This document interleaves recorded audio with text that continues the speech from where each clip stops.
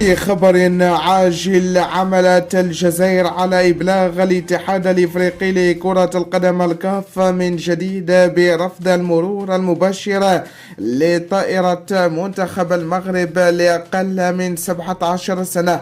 وذلك من المغرب إلى الجزائر للمشاركة في بطولة كأس أفريقيا. هذا وذكر مصدر مطلع بأن الاتحاد القاري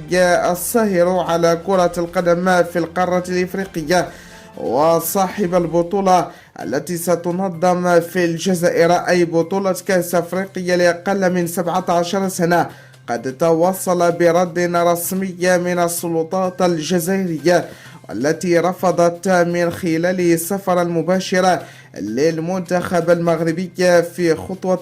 غير مقبولة، وذلك طبقا لقوانين الكاف المعمول بها في القارة الأفريقية، والذي وضع الكاف في مشكل خطير وكبير، وذلك بسبب خطأ الاتحاد الإفريقي لكرة القدم بعد قيامه بمنح شرف تنظيم بطولة كأس أفريقيا لأقل من 17 عام للجزائر، وذلك باعتبار الجزائر بلد غير ملائم وغير مناسب لتنظيم مثل هذه التظاهرات. شكرا لكم على حسن المتابعة.